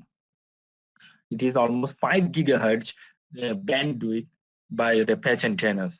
And as it is the dual polarized antenna, so we have to be very careful about the mutual coupling in between the two ports. So we have achieved minus 15 dB isolation. And the gain is also the 5 dBi absolute gain. So it means for as a patch antennas, it is a really high gain and antennas. So let's have a look at the results. So what you can see that in here, the two ports for the S1, it was almost 27.5 to 32. What I said, it is the multi-resonance. So there is the one resonance in here, so another resonance in here. As they are two close resonance, and then they merge, and then it becomes to the broadband. And this red curve is showing the mutual coupling in between these two ports. So it seems like less than minus 15 dB. Which one is acceptable, I will say. And the left side, you can see that radiation pattern. It is uniformly, it is very symmetrical, and so I put it for the E plane and for the H plane, and for also looking for the isolations, the cross polarization as well. This one, the blue curve is in here, the copolarization, and the black, the red one is like the cross polarization. So you can see that for the every situations for the E plane and the H plane for the both ports, so it seems like less than minus 10 dB. Which one is acceptable, I guess. Okay, so this one is the one simple example for the millimeter wave development. So, but then what is the challenge? The challenge is that, as I said, as a prototype, it's a very good solution. But when you think about for the serial production, then industry, they are not interested to use for the Rogers materials and to keep some foam materials, because those are like expensive and it's a time consuming. Then what you can do, we can go for some low temperature co-fired ceramics. It's called LTCC technology. But the problem is for the LTCC, it has like 8 to 9 permittivity. But then it's a challenge. Then it is very difficult to make the antennas the broadband when your permittivity is higher. So in the next futures, people might think about that, okay, we can go for the cheap materials for the industrial application, because if we can save $1 for the one piece, for the million of product they can save for the $1 million. Okay, it was my mistake, sorry. And for the connector size relative to the antenna. So normally think about for the 30 gigahertz, your antenna is like, we all know that a patch antenna is like the lambda by 2. For 130, for 30 gigahertz, the lambda is like 10 millimeters. So if the lambda by 2, it means that your antenna will be like the 5 millimeters. Think about, there is no materials, I'm not talking about for the guided wavelength, I'm just talking about the free space. And as per my knowledge, that the coaxial connectors, like that is the different kind of the connector, like the UFL or SMA or SMD, it is like almost 2 to 3 millimeters.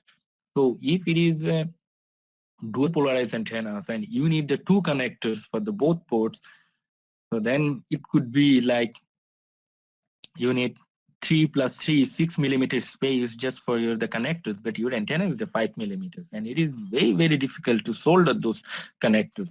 So as you see in here, there is the two ports you need at least. You need the excitation for this port, excitation for this port, but your individual one connector is more than 3 millimeters. So what you can do? So maybe we can do the power dividers. So we'll use the one port and then go for some power dividing things. So, but still, it is the question about to soldering those things, soldering those connectors. So, but nowadays there is some technique. It is called chip technology, where you can solder your millimeter wave antennas with your connectors, or to connect any kind of thing.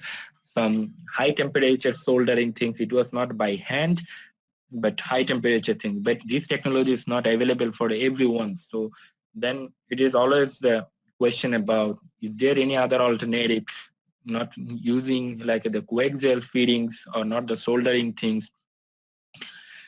So it is always the huge question about the millimeter wave feeding technique. So let's look about some feeding techniques, for example, like the balloon.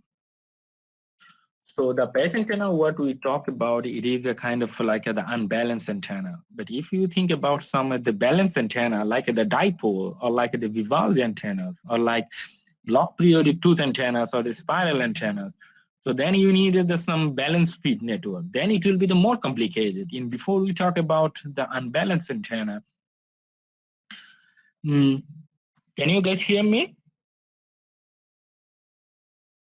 Yeah, okay. If I'm fast, just tell me that. I'll speak a bit slowly if you guys have the problem to understand. Just feel free to interrupt me if you don't understand something.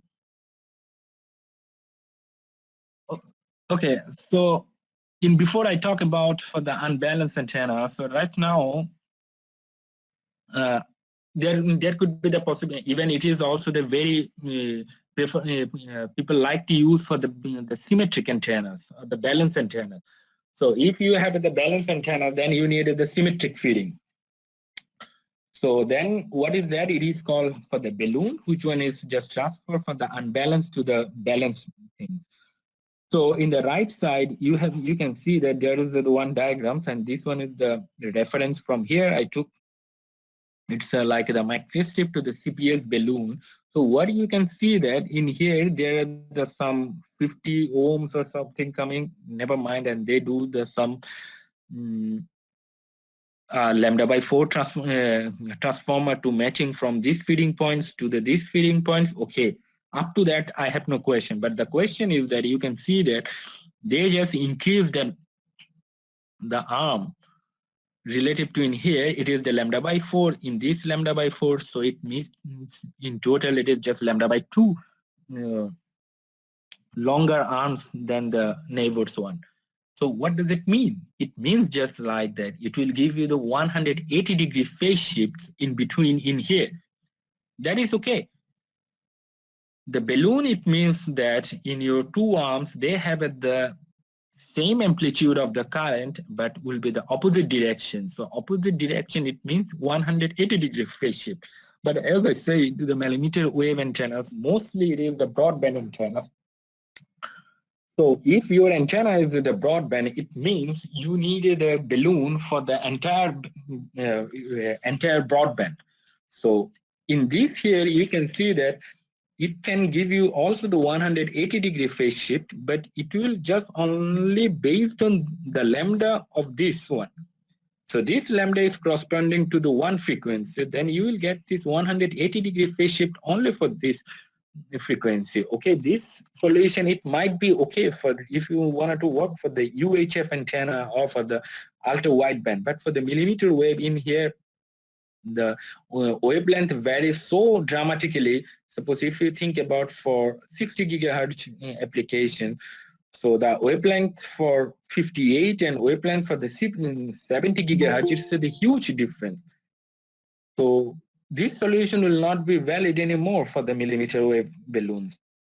And so that's why we need to think about some balloon design, and which one is very complicated because we need for the 180-degree phase shift in between the two output ports.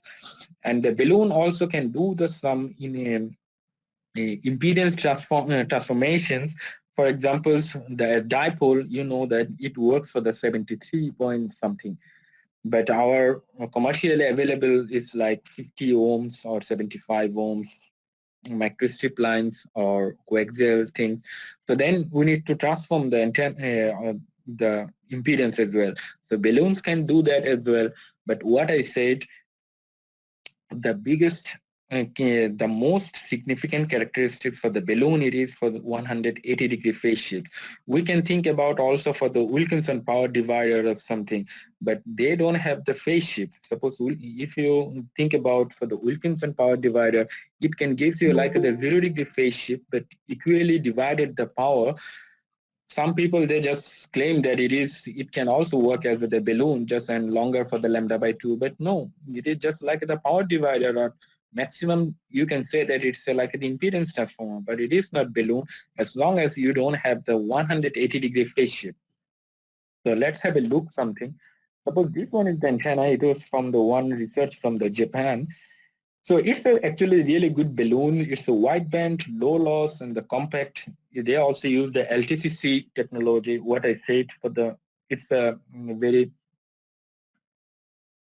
easy solution to make the millimeter wave from the fabrications point of view, for the manufacturing point of view, for the LTCC technology.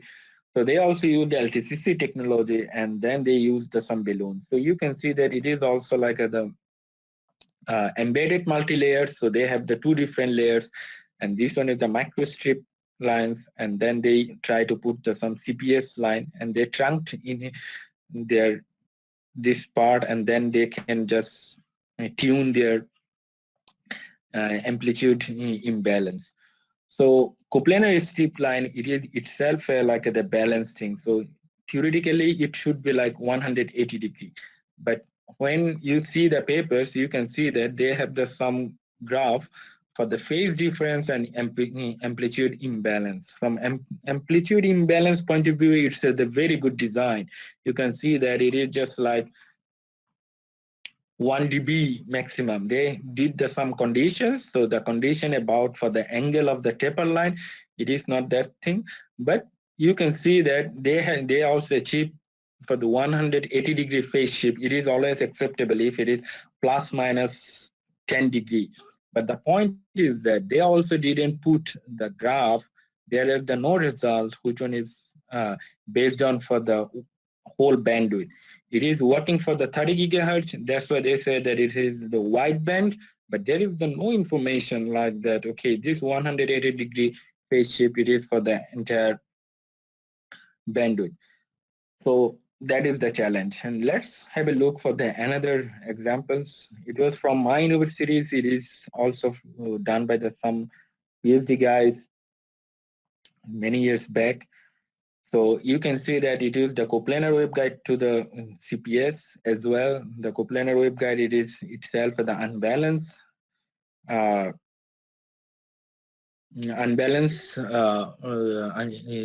unbalanced feeding, and the coplanar strip line is the balanced one. So you can see that it is really from 40 gigahertz to 60 gigahertz, they are S11. And if you look about insertion loss, it is also more or less 3 dB. So which one is very good? But as usual, there is no information about the 180-degree phase shift. If you see the papers, there is no graph for that. So that is the biggest challenge, to make the whole band for the 180-degree phase shift. So then you can use for the 60 gigahertz antenna. Otherwise, it just works for the some certain frequencies, but not for the entire. So then it doesn't serve your purpose. So if someone is interested, they can work for this kind of research for the balloons, which can give you like uh, the broadband things, but please pay attention that just not S parameter or not the insertion loss. If you just achieve the insertion loss or for the S parameter, then please don't call it is the balloon, as long as it is not giving you the 100 phase shift for the entire band. Okay, so this is the topics so far I would like to discuss for the millimeter wave, and then by next topic will be some antennas in the industrial applications. So I have seen that in the schedule we have the one speaker. He already discussed about one thing. It is called high impedance surface. I guess we have been here a lot of expert people, so I'm not going to discuss so many things about high impedance surface, but just a few idea about that. So antennas mostly used in industry, it is for the inventory application. So for example, you can say for the RFID or like the positioning systems.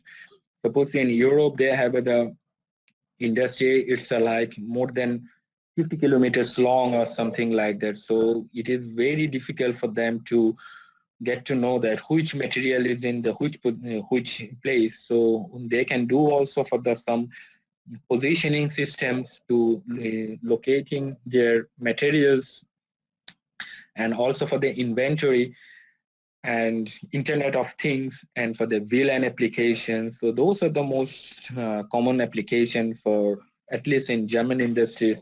Basically, Germany is very famous for the automotive industries. So the biggest challenge for the antennas, if you wanted to use an antenna in an industry, then it should be that they have to place your antennas maybe very near to a metals. So normally you see that in mobile communication, if you see that, okay, how we use that those microwave antennas or the base station antennas, it is just only in the free space. But if you wanted to use your antennas in between where there is a lot of metals, so then it will be very challenging. But because you know that the metal influence in the near field, it's a huge influence. So, and maybe you need to place your antennas on the top of your metals.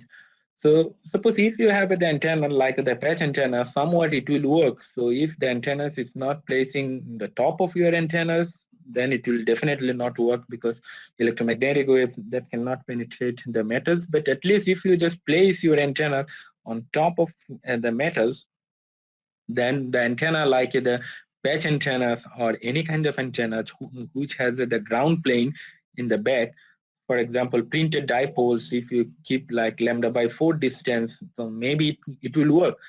But it means your antenna will be like a not at the low profile. It means like antenna is the thick enough, big enough, then it will work.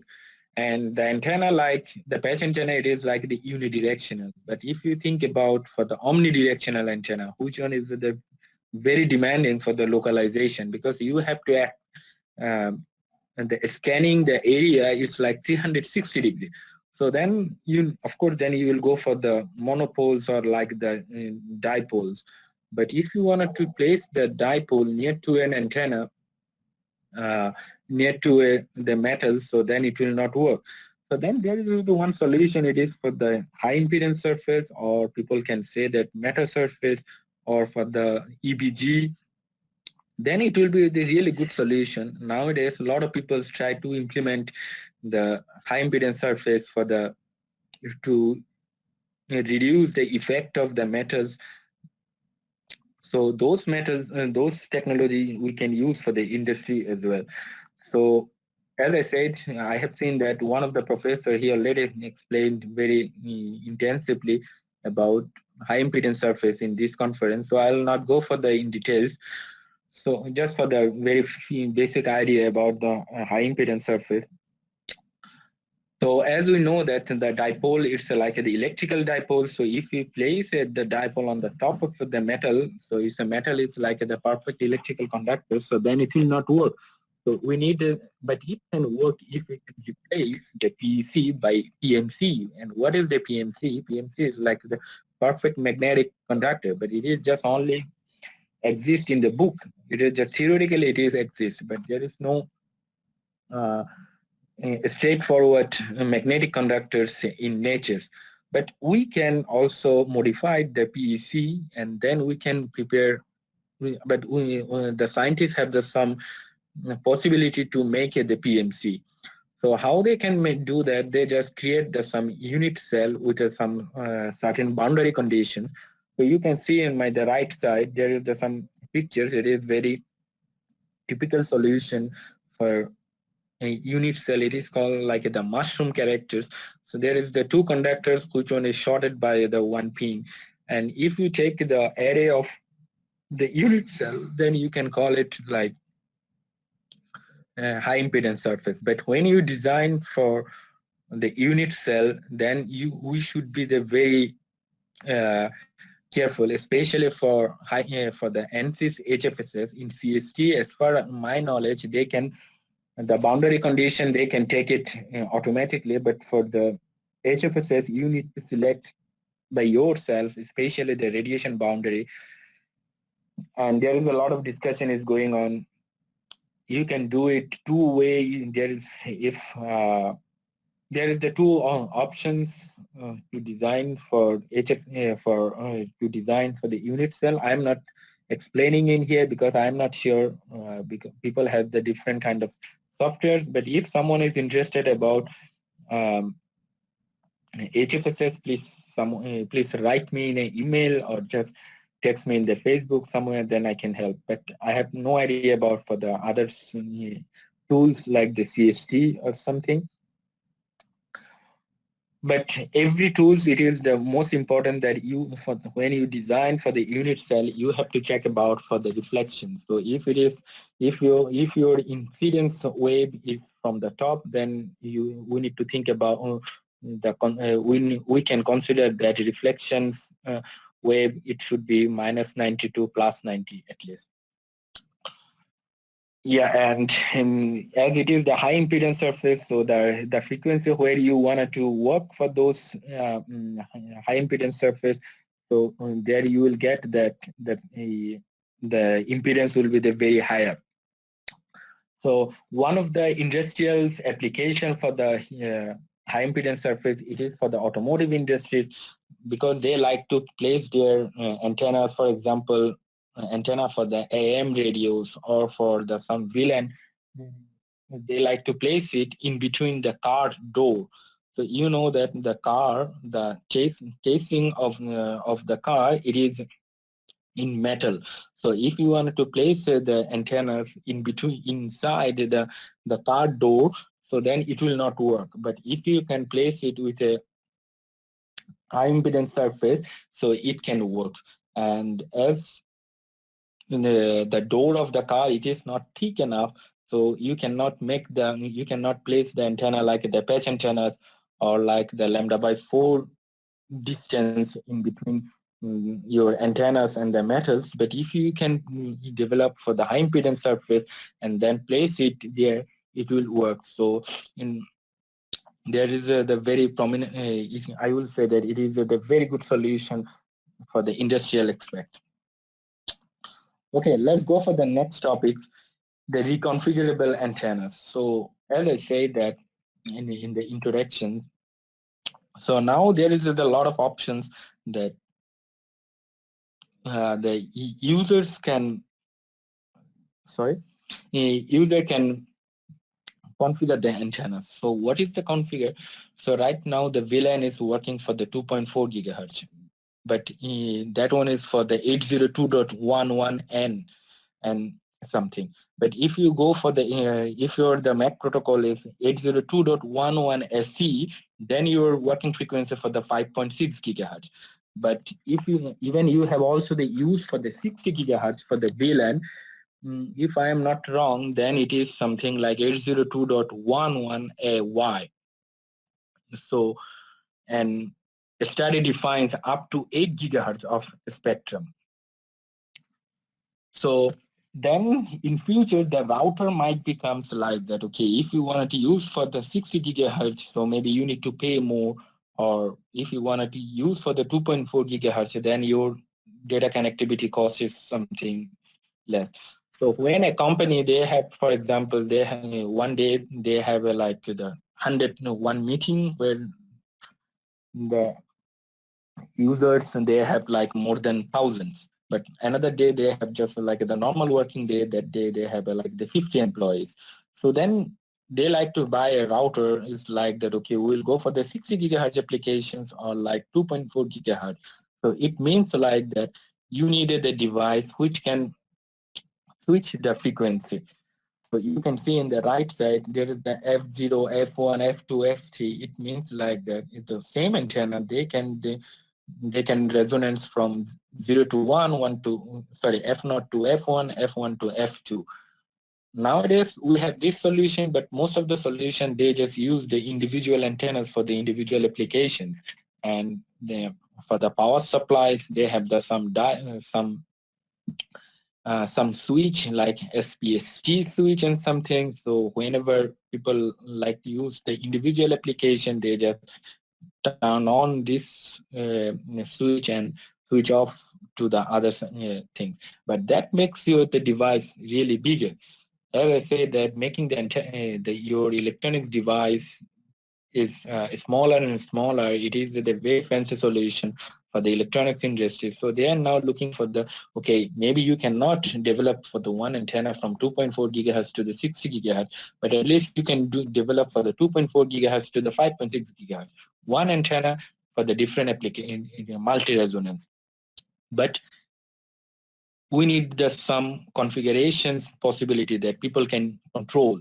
So mostly they do it by the diode. You can see that in here they place a lot of diodes, and those diode needs the biasing voltage, but user can have some possibility to control. And at the same things, it is also for the polarization. And I will say that reconfigurable polarization antennas is very, very demanding for the inventory things. Because for the inventory, if you think about RFID, so how RFID works? RFID works, it means you have the one antennas, and then your materials, they have the one chip antennas. It's called like the tag. So it might be happen that one device, they have the two different tags for the two different purpose they use. So because nowadays in UHF has the very less memory, but company they need to, and the tag is the very cheap, so they can afford for the to place multiple tags. So they can place the one tag is in one direction and another tag is in another directions. Orthogonally they put. So most of the time the RFID reader, it is like the circular polarized. So if it is the circular polarized, then you can use, so if you just scan the material, then you will detect the both tags. But now you don't, suppose you just wanted to detect only the one tag, which one is will give you the some data. Suppose for example, think about the food industry, they just put the data about the food is how long they will exist. So this one is the information for the one tag, and another tag is like the some cost, how weight it is, manufacturer's information, something like that. So now today the inventory is going on just to look about for the validity. They just try to sort out that next month which food they need to throw out from their from their food storage place. So when they have the circular polarized antennas, circular polarized UHF reader, so then they get the both information. Then it is very difficult because they have like the million of product. So if they get the 2 times for the every product, then they have to sort out. So then they would like to use for the linear polarized antennas. Okay. But at the same time, the next day when they need the both information, they can't do that by the linear polarized thing. So okay, they buy nowadays, they buy for the different UHF readers for the different things, but it would be the really smart if you can provide the solution, whereas they have the one antennas, sorry, one UHF readers, and they will just switch. Today they like to use for the linear polarized solutions, and the next day they like to use for the circular. It was also applicable for the IoT as well, and also for the car-to-car communication. So for the car-to-car communication, they also use for the reconfigurable beam as well. So normally by phase shifters, we can steering our beam from 0 to 30 degree or 0 to 15 degrees. But you have also the possibility to it would be really smart solution if we can give the consumer or the user to steering the beam. So if there are some options that he can easily steering the beam, today he needs to scan in the 30 degrees, and after a few hours he need to scan for the 0 degrees. So that would be also really fancy thing. So far I didn't work on these topics as well, but it is the new topics. So if any people have any good ideas, okay, there is some solution for the reconfigurable antennas or reconfigurable the polarization and also the reconfigurable beam. But if we can converge, if you can merge all these 3 reconfigurable solution within the one antennas, it would be really, really good solution. And I will say that it will be very smart solution. So don't ask me like that how we can do this thing. So far, I have also no idea how we can merge all those things. But if anyone has these topics, if anyone likes to work on these topics, very welcome. Just write to me. We can think about, we can go for the next research levels or something. Okay, then let's move to the next topics. It is for the miniaturized antennas. So as I said, antenna, the electronic device became smaller and smaller. Yeah. So nowadays, even you can also see the antenna size is more than lambda by 10. So it means like 10 times smaller than your lambda. So it is already very small, but the problem is that the gain is very bad. Of course, if it is the lambda by 10, then you will get the gain, it is like mostly minus. But the question is that if you think about in dB for the realized gain, how much it could be the minus? It could be the minus 1 dB or it could be the minus 50 dB. There is a lot of solution right now is going on. Suppose, for example, in the right side, you can see that some patch antennas. It's a very straightforward solution. It is called the ceramic patch. So if you think about normal FR4 materials, which has the permittivity 4.6, something like that, and nowadays there are some ceramic materials where the permittivity you can go till 80, 90. There's one American company is called T Ceramic. They can provide you like 110 the permittivity. So then it makes the antenna engineer's life very easy. Just use the high permittivities and then make antenna the smaller. But the problem is that if you use the so high permittivity, so then your antenna will be the very, very narrow band. Even you can't use for the ultra wideband solutions. It is mostly for very narrow applications. So how we can use that? So it could be the research scope not to use the ceramic materials, the high permittivity, but to do the antennas in the other solution where we can make the antenna smaller, but with a respectable gain and with also the broadband. Okay, not broadband, but at least more than narrowband. And So you can ask that if they have a very bad gain, then how right now the solution is going on? Because mostly they use for the very high transmission powers. So if you have the antenna like the minus 20 dB, then they are just going for the 27 dBm power. So that's why nowadays you can see that our smartphone, they don't have the power consumption is very bad because they are transmitting a lot of power. And to transmitting the power, it is also not that good from the environmental point of view, from radiation point of view. But as antenna has the very low gain, if you look in the Friis equation, so there is the how to say that, it's like the trade-off in between the gain and the transmission powers. If your gain is very low, then if you increase the TX powers, then you can establish the link. So there is another solution. It is called PIFA. Most of the mobile phone, they have the PIFA solution. So PIFA is also the very good technique to make the antenna smaller, because normal one patch antenna you need lambda by 2, and in here it needs like lambda by 4. But the problem is for the PIFA, you needed a huge big ground plane. So in mobile phone, it is okay. Mobile phone, at least you need the size of your hand, so they can use the ground plane, that thing. But if you think about some satellite communications, or like some VLAN, or like the Bluetooth headphones, where they're looking for the very small antenna, but there you can't use the PIFA, because you have no possibility to use for the PIFA antennas for the Bluetooth headset, for example.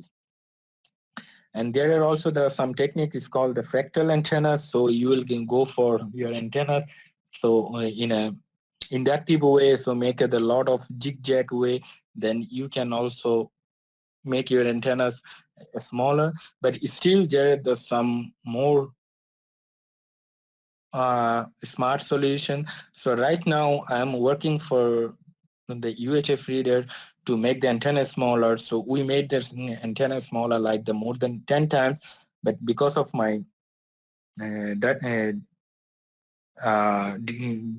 because of the patent issues and something, so I'm not able to disclose this information. But I will say that there are the many more solutions you can work for that, where you can suppose the antennas what we are now working, I can say